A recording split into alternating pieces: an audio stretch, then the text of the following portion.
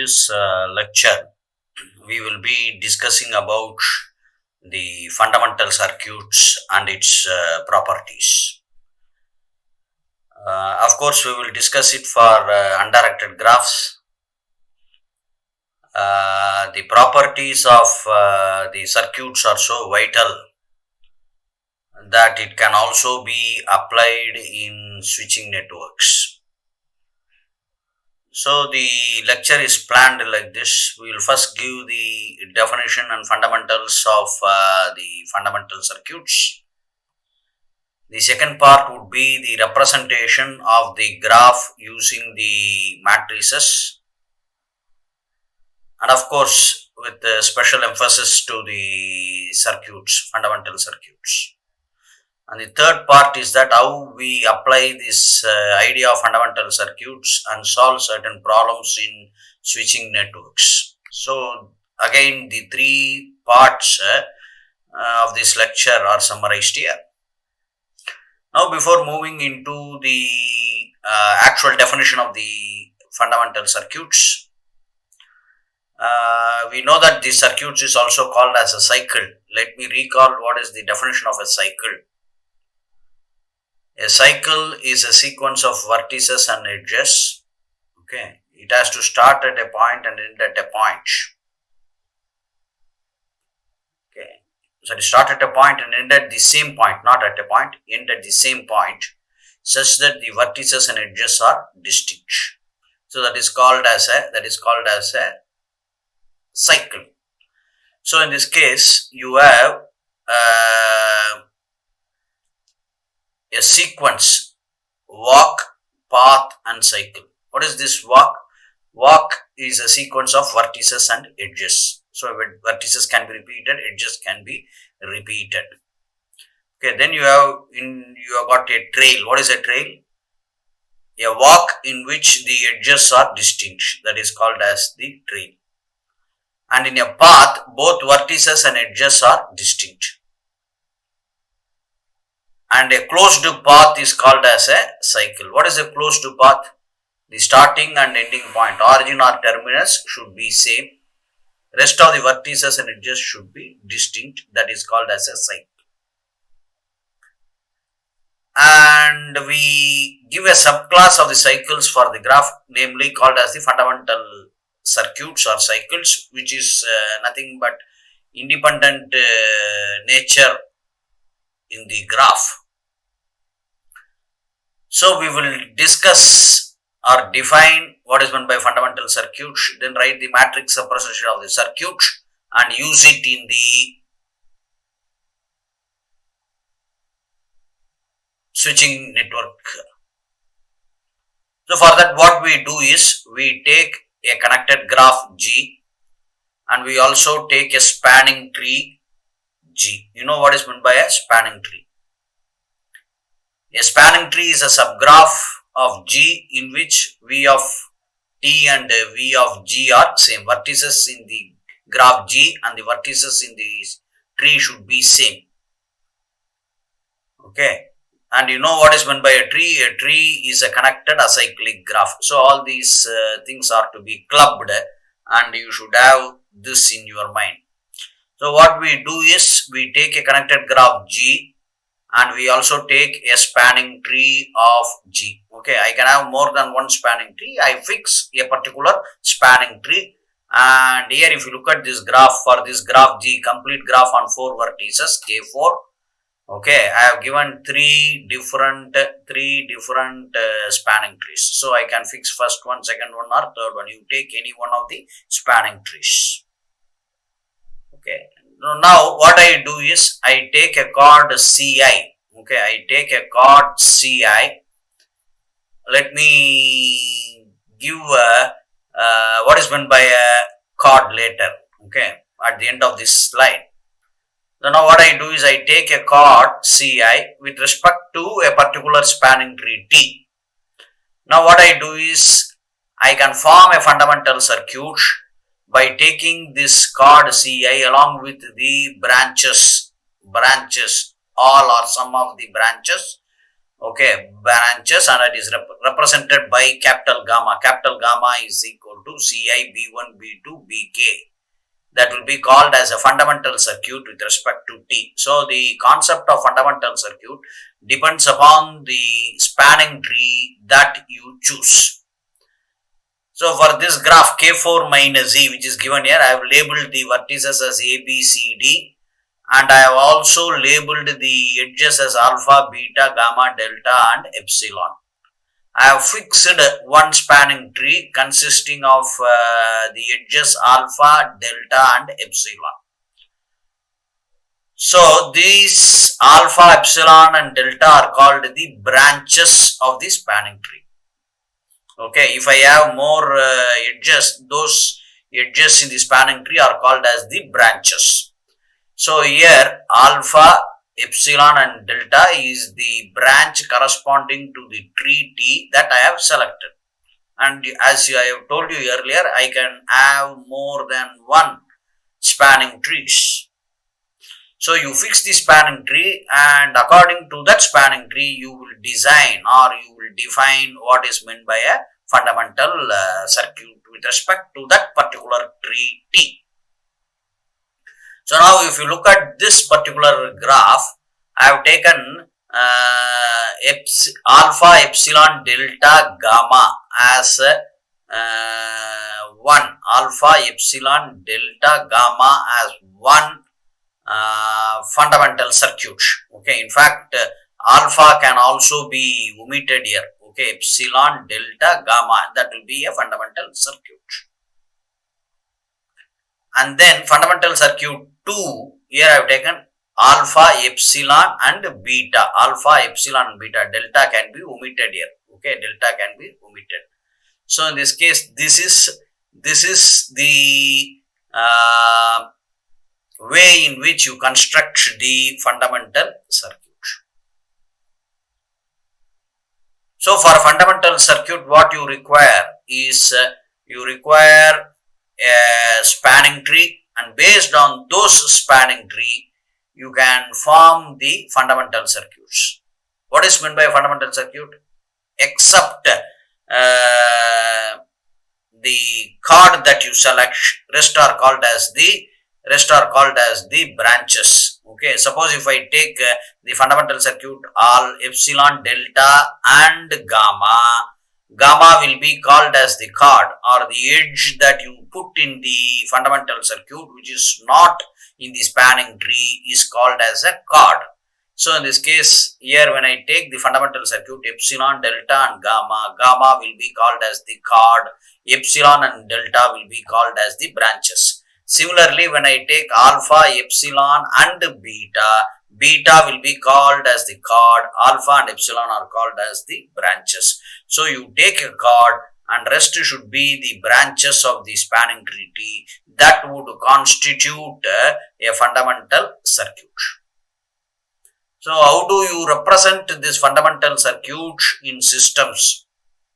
Okay, that will be taken care by the second part here. The second part here is nothing but the matrix representation of graphs. Usually, the graph is represented by incidency matrix or adjacency matrix in the system. You have got various type of representation of the graphs. Okay, I will list out some here: circuit matrix representation, cut set matrix representation, and then you also have path matrix representation. This is not an exhaustive list. Okay, these are certain representations, matrix representation of the graphs in the systems. But I have told you earlier that incidency matrix and adjacency matrix play a vital role in the representation because it directly involves the design of the graphs. Okay, incidency between the vertices and edges or adjacency between the vertices. So these two things play a direct role on the graphs, and that is the most common used matrix representation of the graphs in the systems. But of course, since we are dealing with the circuit matrix, circuits, we will be representing the graph using the circuit matrix, and this in turn will help us to solve certain problems in switching networks. And of course, you can also use the cut set matrix, which will be similar to your circuit matrix, and the last one will be path matrix based on the paths. Okay, here circuit matrix implies the representation is based on the circuits or the cycles that the graph possesses. Similarly, the cut set matrix is a representation of the cut set of the given graph G. Similarly, you can also define a path matrix. Okay, so in this case, these are some of the representations of the graphs. We will concentrate on the circuit matrix, and I have a relationship between incidency matrix and circuit matrix, which I will state, and using that we will find the graph from a switching network. So that is the concept that we are going to deal here. So let me define what is meant by an incidency matrix. Suppose if you take a graph with n vertices and e edges, okay, and you see to that it does not have a loop. Okay, loop means the edge which starts and ends at the same vertex. Okay, it does not have a loop. Okay, so now what we do is we define a n by e matrix. Okay, order n by e, n rows and e columns, and I call that matrix as capital A, which is Aij. Usually the incidency matrix is represented by capital I of G, and the row corresponds to the vertices and the column corresponds to the edges, and this Aij takes the value either 1 or 0.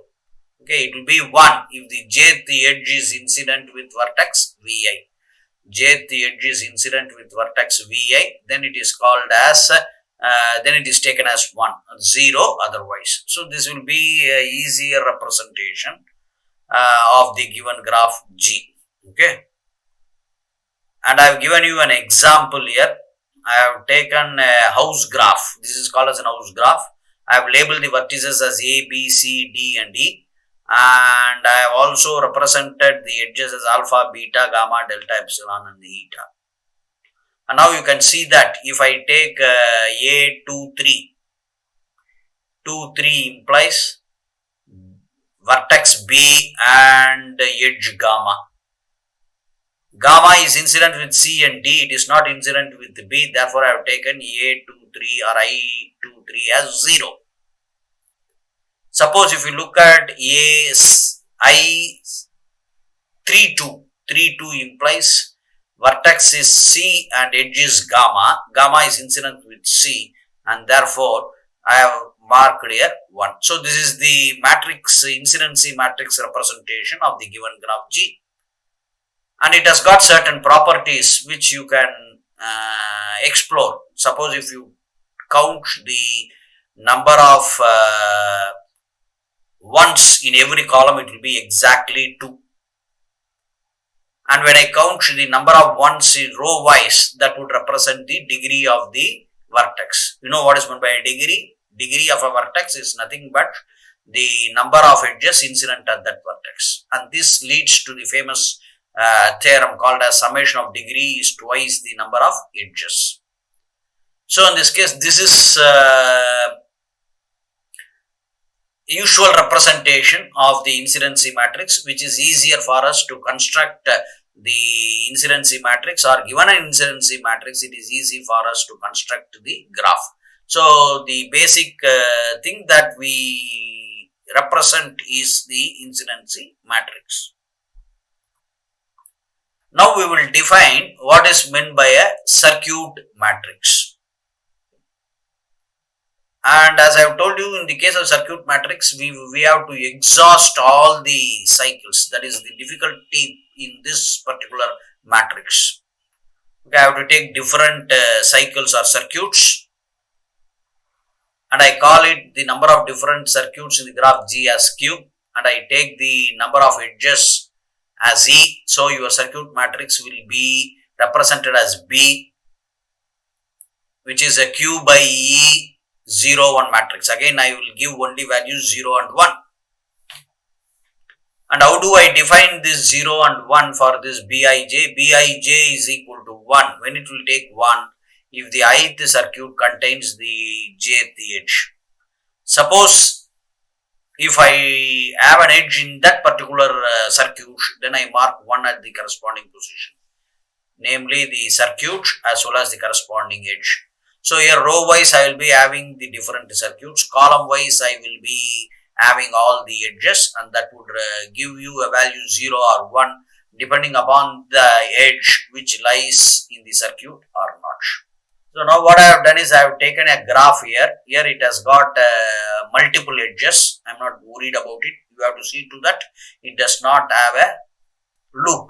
Even if it has a loop, then automatically that would be a particular cycle. So we will avoid loops so that we get a good theory here. So now what you do is you first list down all the circuits that this graph possesses. So when I take the edges A, B, that would be a cycle.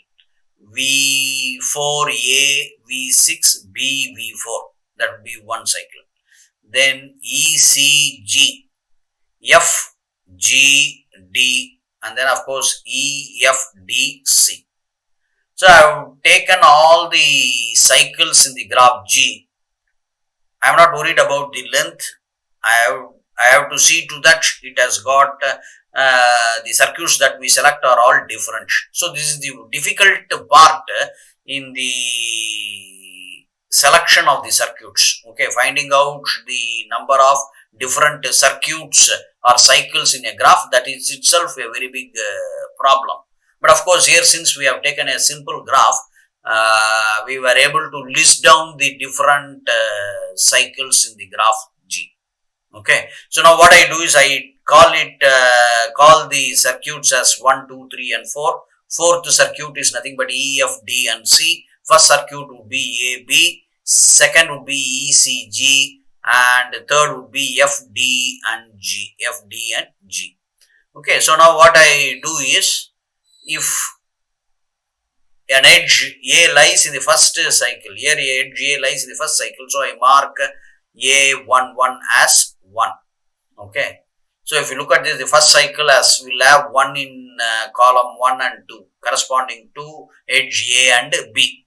Similarly, the second row will have entries 1 at corresponding to the edges E, E, C and G are column 3, column 5 and column 7. Similarly, if a particular edge lies in a circuit, I mark 1.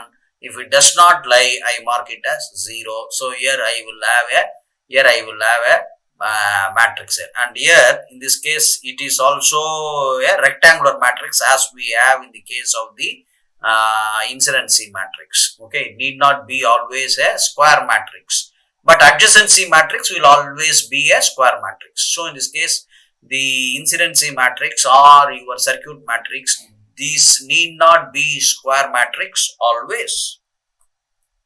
So let us have certain properties of the circuit matrix. Okay, every row in the matrix represents a circuit vector. Okay, this is also represented as a vector. Vector implies that if you look at this 0, 0, 1, 0, 1, 0, 1, 0 corresponding to the second vector, I take all this as a vector and I take an n-tuple vector space. Okay, Rn. Okay, n-tuple Rn, and this is represented as a vector, and I can also involve the concepts of vector space in this and operate the graphs. Okay, but here I am not going to deal with such theories here. Okay, so here this circuit vector, what does this circuit vector mean? I just take all the edges in an ordered tuple. Okay, A, B, C, D, E, F, G and H, I take it in an ordered tuple. Okay, and the entries would be either 0 or 1. So every row represents a circuit vector. Okay, and the third point is also very easy. The number of ones in every row represents the number of edges in the corresponding circuit. Okay, this is obvious, and of course the first one is also obvious.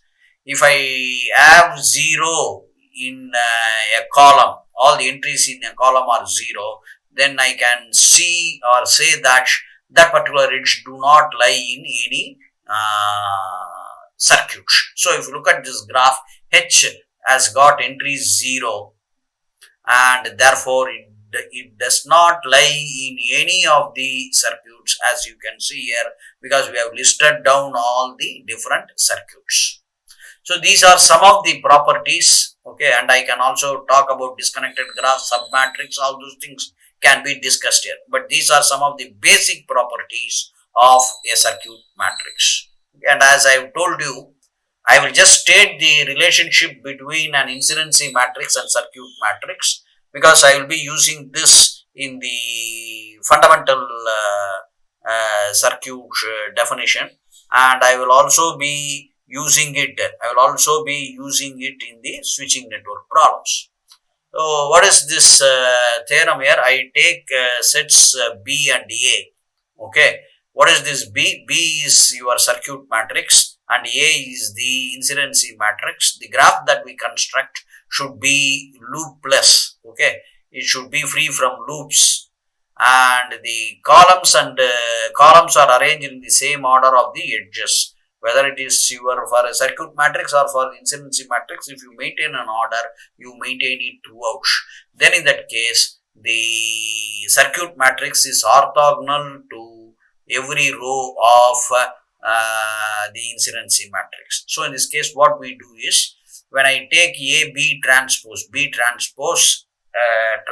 of the matrix B, and that is equal to 0 mod 2, addition modulo 2, it will be a null matrix 0. Okay, and here when I multiply, and it will be usual multiplication, when I add, I take addition modulo 2 here, because I know that the entries are either 0 or 1, and therefore I use this addition modulo 2 entry here, so that it becomes a null matrix. Or if you take B into A transpose, that should also be 0 mod 2. In fact, we will be writing it as 0, but here, in order to be specific with the operation that I do, I have written it as 0 mod 2. Okay, let us take a simpler example here. Okay, I will take a simpler example here, K4 minus E. I have taken the vertices as A, B, C and D, and edges is alpha, beta, gamma, delta and epsilon. Okay, alpha, beta, gamma, delta and epsilon. And now what I do is, I form the incidency matrix AG, and I take the order as alpha, beta, gamma, delta and epsilon for the edges, and I frame the incidency matrix A of G, which would be a 4 by 5 matrix. Okay, now what I do is, I list down all the circuits. The circuits are alpha, beta, gamma, delta, different circuits. That will be called as circuit number 1. And circuit number 2 would be alpha, epsilon, delta, the upper triangle. And the third one would be beta, gamma, epsilon. That would be the third cycle or circuit. And using this with the same order, alpha, beta, gamma, delta and epsilon, I frame the circuit matrix, which is given as B of G. Now what I do is, I calculate A into B transpose. I write A, matrix A and matrix B in order to find the product A, B transpose. Okay, and of course this automatically gets adjusted. You can find A into B transpose, because for incidency matrix you take the edges. Okay, you take the edges column wise. Okay, and similarly in B also you take matrix, you take the edges column wise. When I take the transpose, those edges get transmitted to the first part. B transpose will have the number of edges in the first component, so the product is always possible. So you have A into B transpose product here. Okay, and if you look at this, I will have the values 0, which will be a null matrix. And of course here I take addition modulo 2. Okay, let me say how do I get this. I'll take the first row in A and first column in B transpose. Okay, I just take the product. Here you can see that in the first row of matrix A, first element, second element and last element are 1, rest are 0. So you know when I have 0, it does not contribute to the sum. So the first row when it is multiplied with the first column of B transpose, first element, second element and the last element plays a role here. And if you look at this, the last element in B transpose, first column in B transpose is 0. So the first two elements of A, when multiplied with the corresponding elements, first two elements in first column of B transpose, I have 1 into 1, 1. Again 1 into 1 is 1. When I add 1 plus 1, I have 2. I use addition modulo 2. Addition modulo 2, 2 addition modulo, when I take this modulo, this becomes 0. So in this case, I will have 0 here. So when it is a multiple of 2, you can write it as 0. Okay. And you will necessarily get a multiple of 2 because this theorem has been proved. So A into B transpose is a null matrix, 0 matrix. And of course, you have to keep in mind that you have to take addition modulo 2 as the operator. Okay. And all these things come from the vector space, which we have not dealt here. Okay. So now the basic properties or basic thing that we have to if you have to understand this fundamental circuit has been given here, namely the circuit matrix, then a relationship between a circuit matrix and the incidency matrix. These two are important, as I told you, which I will be using it later. Okay, even though when we talk about various matrix, the incidency matrix plays a vital role in the construction of the graph because it is easy for us to construct a graph from the incidency matrix. But of course, you should know how to convert a circuit matrix into a incidency matrix, and that is what we have done here. Using this relation A into B transpose is equal to 0 mod 2. Using that, we will construct incidency matrix from a circuit matrix, and that would give you the graph easily rather than getting the graph from circuit matrix. Okay, and as I told you, the complexity becomes difficult when you have the other type of matrices here. Okay, so in this case, after circuit matrix, we will discuss what is meant by a fundamental circuit matrix. Okay, now what I do is, the fundamental circuits with respect to any spanning tree are the only independent circuit in the graph G. Okay, the rest can be obtained as a linear combination of these circuits. The fundamental circuits are the circuits which are independent circuits in the graph. Independent circuits implies that I cannot write it as a linear combination of the other circuits. Those things, the linear combination is represented as a ring sum, that is called as a ring sum. So if you can express a circuit in terms of a linear combination of the other circuits, then you have to remove it from the fundamental circuits. So the fundamental circuits are independent circuits, or in other words, it cannot be expressed as a ring sum of the other circuits. So you have a larger matrix, namely the circuit matrix. If you feel that you don't think that a particular circuit is a fundamental circuit, you can omit it. So you will have a sub-matrix which will contain independent rows. Okay, because every row represents a circuit. So it contains independent rows. And that sub-matrix is called as the fundamental circuit matrix. And when I remove the non-fundamental circuit matrix entries, that will not affect the information that we have, because you can express the non-fundamental circuits in terms of a linear combination of the fundamental circuits. Therefore, it will not affect our any information in the given graph G. So what you do is, if I remove the entries in the row wise, I will have a submatrix and that submatrix will represent a fundamental circuit matrix, and it is usually represented as B suffix F. So when you take a graph, I have told you, you have different types of spanning trees, and corresponding to different types of spanning trees, you have different fundamental circuits. So the matrix representation would be difficult here. That is what I am here to convey here. It will be difficult, but this is an effective tool in solving certain problems. So that is why we study this fundamental circuit matrix. Okay. So now what I have done is, I have taken an example which we have already seen here. Okay. So now if you look at this, I have given a circuit matrix. Okay, 1, 2, 3, 4. This graph has got 4 circuits. This we have already seen. A, B constitute one circuit. E, C, G constitute another circuit. F, G, D constitute another circuit. And F, E, C, D constitute another circuit, which will be circuit 4. And now what I do is, I take the ring sum of 2 and 3. Okay, when I take ring sum of 2 and 3. So how do you get it from the graph? I will give, and how do you get it from the matrix? That is also simple, you can see here.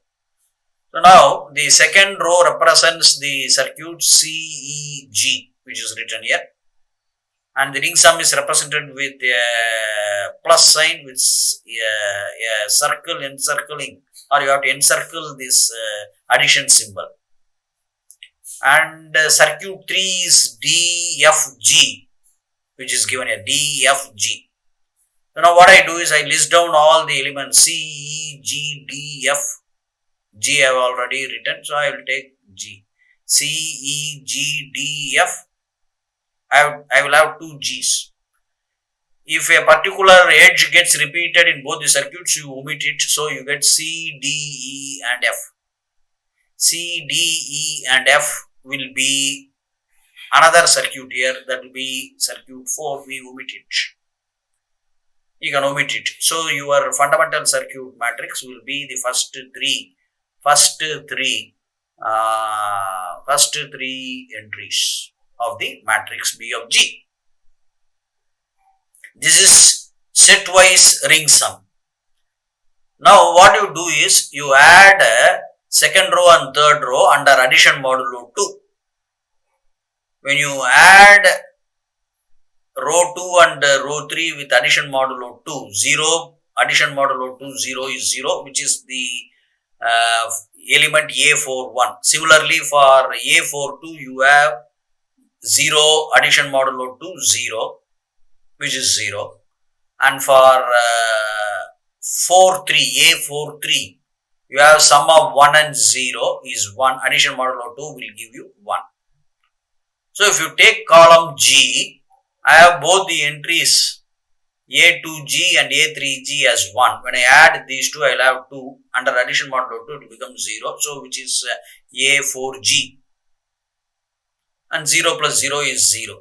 So if I am able to take any 2 rows, find the addition modulo 2 of the corresponding entries in that row. If I am able to get another row here, then you say that this row that you have obtained is written as a linear combination of the circuits for which you have considered the corresponding rows, row 2 or row 3. Here, fourth row, circuit 4, is a linear combination of circuit 2 and circuit 3. That is obvious. E, C, G, F, G, D. When I omit this G, I have a larger circuit because I have an edge G in common. When I omit it, I will have F, D, C and E, a larger circuit, and therefore it cannot be a fundamental circuit. And the fundamental circuits here are F, G, D, E, G, C and A, B. So the submatrix that you have is called as the fundamental circuit matrix. So how you will find the order? Okay, so that is important here. The order will be E minus N plus 1 by E. Okay, number of edges E, and the number of fundamental circuits that you can have in a graph is E minus n plus 1. E represents the number of edges, n represents the order of the matrix, and 1 will be plus 1. Okay, of course, all these depends upon the number of edges in a spanning tree, because if you have n vertices, n minus 1 will be the number of edges, and based on that you will have the construction of the fundamental circuits by adding a branch. Okay, that would be E minus n plus 1. Okay, so the order of a fundamental circuit matrix is E minus n plus 1 by E. So now I have given an example here.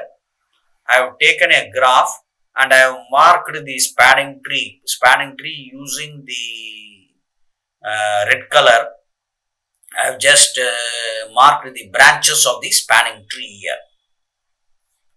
E4, E5, E7 and E1 are the branches. I am to construct the fundamental circuits. So first what I do is I take E1, E4, E7, E2. You can see here, except E2, E4, E7 and E1 is in the spanning tree. So that would be the first fundamental circuit. Then I take E4, E7, E3.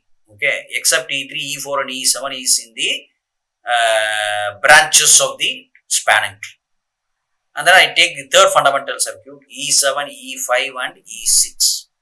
E7, E5 and E6. Okay, so that would be the third fundamental circuit. I have represented this matrix BF in a particular fashion. Okay, you see to that the first part will represent the identity matrix I mu, and the second part would represent BT. Okay, this is how you represent this fundamental circuit matrix, because this order is for us when we apply it in certain problems. So the first part would be I mu, identity matrix mu. What is this mu? Mu is E minus n plus 1. That would be a square matrix here. Okay, and the second part would be BT. That would be a submatrix of order mu by n minus 1.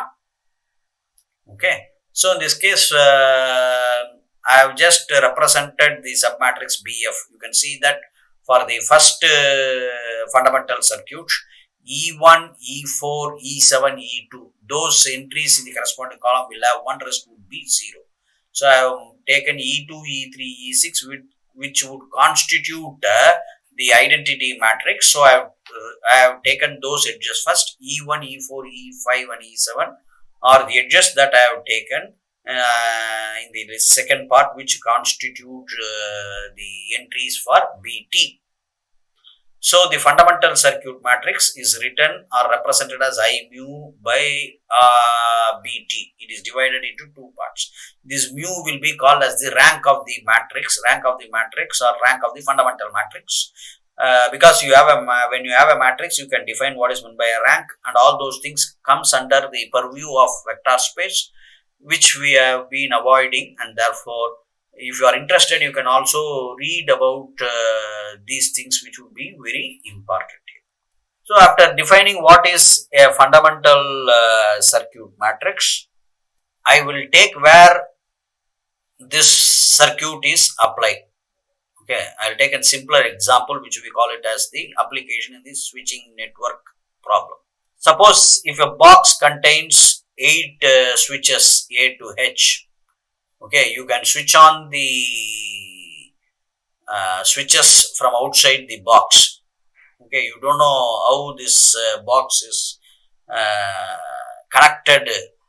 Okay, how these switches are connected inside this box. Box is of course closed. So now what you have to do is, you have switches that can be turned on or off from outside. And of course, you have to find how these switches are connected inside the box. Okay, and you have a terminal. You connect a battery and additional switch along with the lamp. Okay, and when you just switch on the switches from outside, the light glows, and using that you can find what is the connectedness between the switches inside the box. So that is the problem here. So I have the switches A to H inside the box. I have created an additional switch. I have placed a battery and I have a lamp connecting this. Now when I just switch on the switches from outside, I discover that when I switch A, B, F, H, K, the lamp glows. Similarly, when I switch on A, B, G, K, the lamp glows. And when I switch on A, E, F, G, K, the lamp glows. Of course, K would be constant. When I switch on A, E, H inside, which is inside the box, from the switch outside, the lamp glows. So I have been given with the combinations where the lamp is lit when I make these switches on. Or in other words, you can also say that the circuit is closed, and that is why it is called as a circuit. Usually mathematicians call it as a cycle, but because it has got applications, graph theory has got more applications on the electrical system, this thing is called as a circuit. So you have a closed form. So in this case, we form the circuit matrix. Okay, and you know how to form a circuit matrix. So this is the thing that we have. But using this, how do you find the connection between the switches inside the box? So that is important. So what I do is, I am interested only in the fundamental circuit.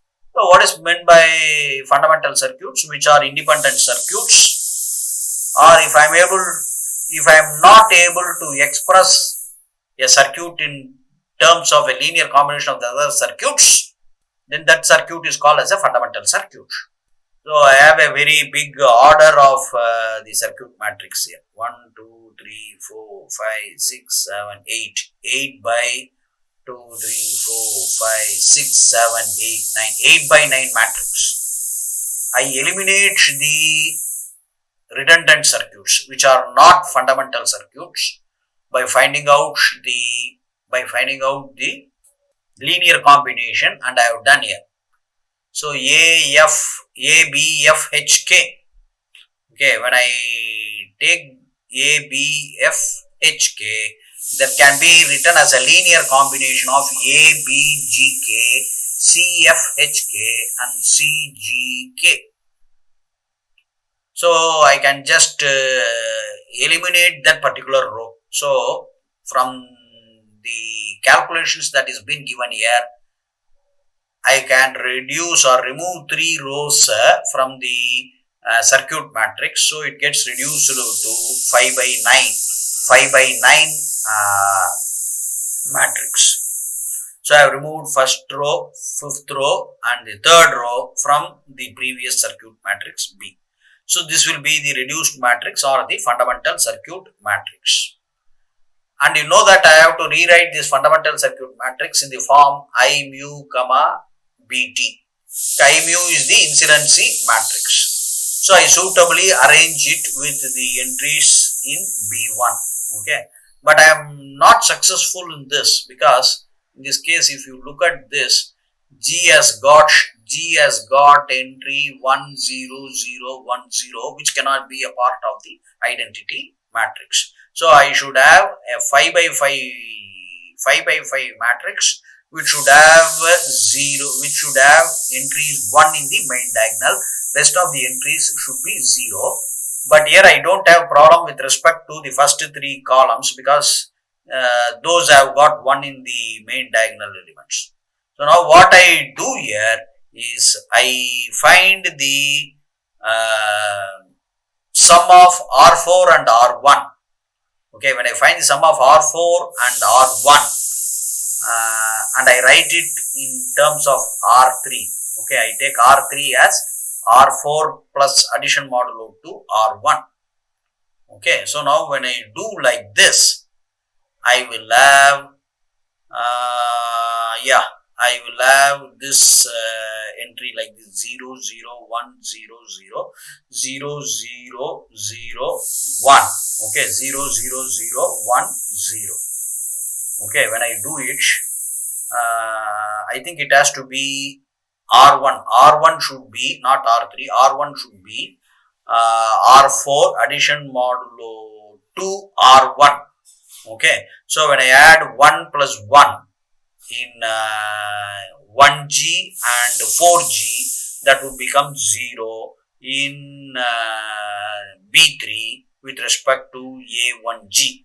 Okay, it's not R3, you keep it in mind, it is R1.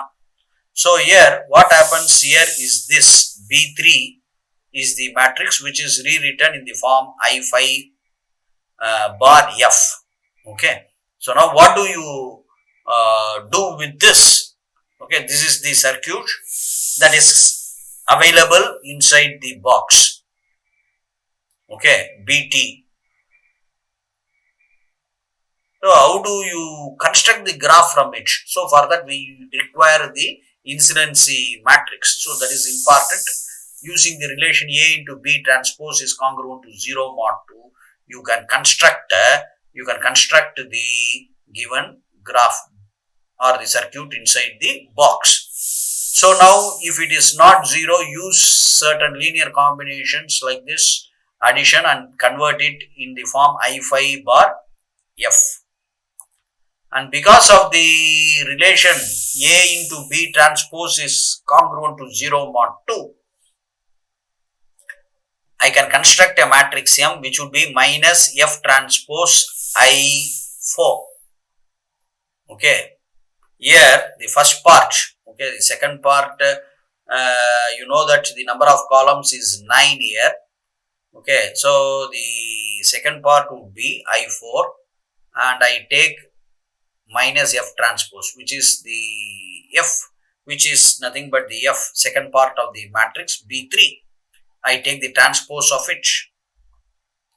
So when I do it, I have minus F transpose I4. This I get because of A into B transpose is congruent to 0 mod 2. And here I have this F transpose multiplied with minus 1. And when I take addition modulo 2 here, minus 1 mod 2 is same as 1 mod 2. So minus F transpose will become F transpose here, which is written as M here, and then this would be your I4. Automatically it would become like this. Now when I take R4 is equal to R4 addition modulo 2 R3. Why do I do this? If this has to represent an incidency matrix, and I have already told you that in an incidency matrix, the sum of every column should be 2. But if you look at this particular matrix M, for the column E, you have 3 entries with 1. And similarly for column 4, you have 3 entries with 1. So I cannot have it. So what I do is, I find a linear combination R4 is equal to R4 addition modulo 2 R3. When I add this, 0 plus 0 is 0, 1 plus 1 is 2, addition modulo 2 will give you 0. Again 1 plus 1 is 2, addition modulo 2 would be 0. So when I add 4th row and 3rd row, that is given as the entries are given in red color at the right part of the screen here. You can see here 0 0 0 1 1 0 0 1 1. That would be the new entries for R4. And now I have this M dash with the revised values of row 4. And still I have a problem here. What is the problem here? If you look at this column D, it has got only 1 1. And similarly column 1 has also got only 1 1. Column C has also got 1 and column K has also got 1. Only 1 in that particular column. So now what I do here is I add a fictitious row, okay, and I ensure that I have 2 ones exactly in every column. So for that I create a fictitious row with entries 0, 0, 0, 0. First 4 entries are 0. Next 3 entries are 1. And last 2 entries are 0 and 1. And here I have ensured that I have exactly 2 ones in every column. And this would represent the circuit which is given here at the right hand side. B is connected between 1 and 2, which is represented here. E is connected between 1 and 3, which is also given here. Similarly, I have constructed the graph. So this appears to be difficult, but it is not so. Very simple. Form the circuit matrix, then eliminate the redundant circuits using the ring sum addition, and find the fundamental circuit matrix. Rewrite the fundamental circuit matrix in the form I mu comma bt. Then use the relation AB transpose is addition 0 addition modulo 2, and using that construct the incidency matrix. And in an incidency matrix, every column should have exactly 2 ones, which you have done here, and based on that you can find the circuit. So with this we come to the end of this lecture, and if you have any queries, you can mail me at venkatakrish2@max.shastra.edu, and I will be answering your queries. And this comes to an end to this particular lecture. Thank you.